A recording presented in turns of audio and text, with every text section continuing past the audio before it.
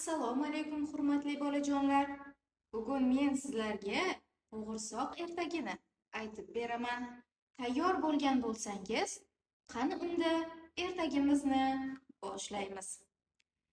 Qadim zamonda bir yurtda chol bilan kampir bo'lgan ekan.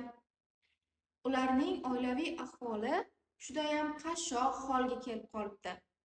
Bir kuni chol kampiriga qarab, "Menga bo'g'irsoq pishirib bersang-chi?" debdi.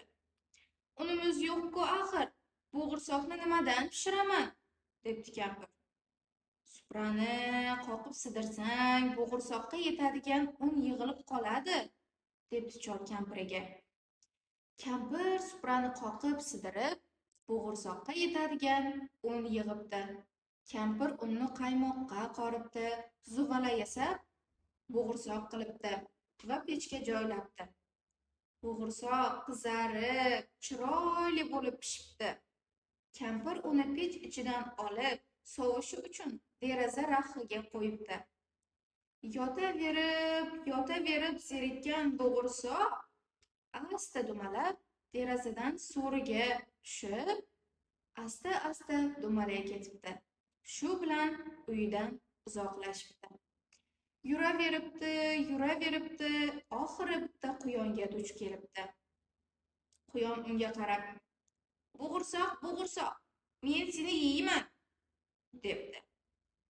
"Meni yema, quyonvoy, men senga qo'shiq aytib beraman", debdi bo'g'irsoq va qo'shiq ayta boshlabdi.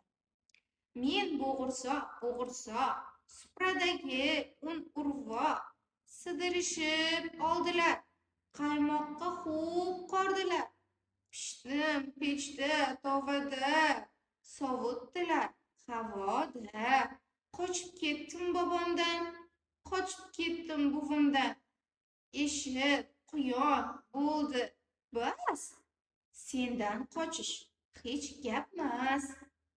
Bo'g'irsoq qo'shig'ini tugatishi bilan yana dumalab yo'lga tushibdi. Quyon bo'lsa og'zini ochib qolaveribdi.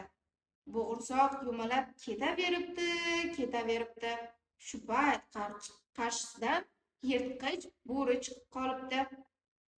"Bo'g'irsoq, men seni yeyman", debdi bo'ri. "Meni yema, bo'z bo'rijon, senga qo'shiq aytib beraman", debdi va qo'shig'ini ayta boshlabdi. "Men bo'g'irsoq, supradagi un urvoq, sidirishib oldilar, qaymoqqa xo'p qordilar, pishdim pechda, tovada, sovutdilar havoda, qochib ketdim bobomdan, qochib ketdim buvimdan, eshit bo'ri bo'ldi bas, sendan qochish hech gapmas." Bo'g'irsoq dumalashda davom etib, ko'z ochib yumguncha bo'ridan uzoqlashib ketibdi. Yuraveribdi, oxiri oldidan maymoq ayiq chiqib qolibdi. "Bo'g'irsoq, men seni yeyman", debdi ayiq. "Maymoqvoy, meni yeyishga senga yo'l bo'lsin", debdi bo'g'irsoq va o'z qo'shig'ini ayta boshlabdi.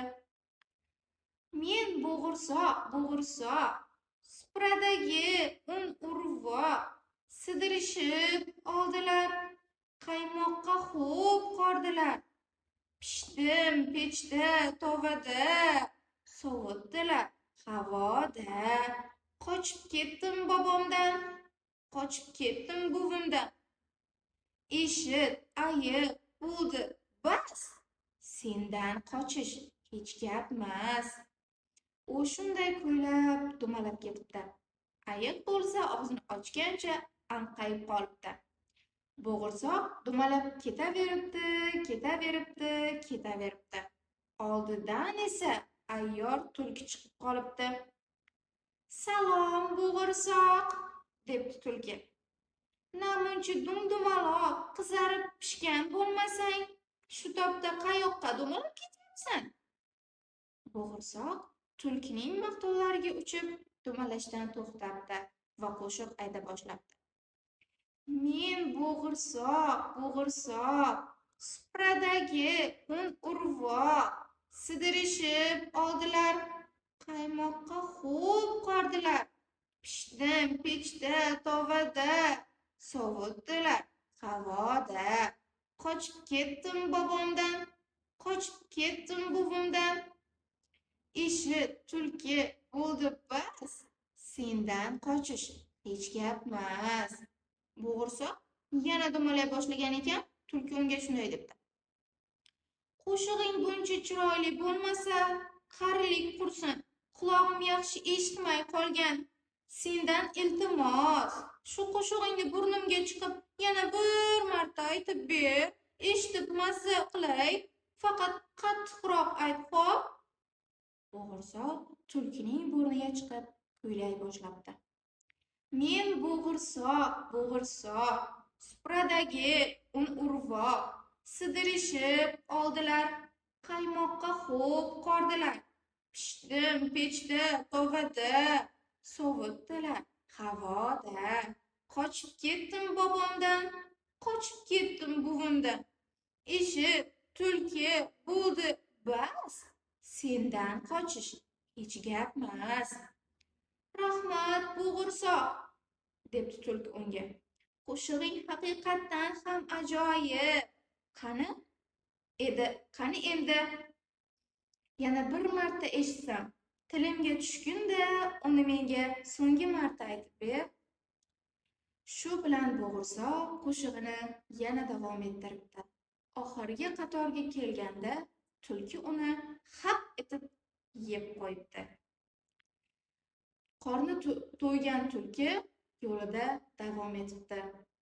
Ertagimiz ham o'z nihoyasiga yetdi. Ana ko'rdingizmi bolajonlar? Demak, o'zboshimchalik har doim bolalarning hayotiga salbiy ta'sir ko'rsatadi.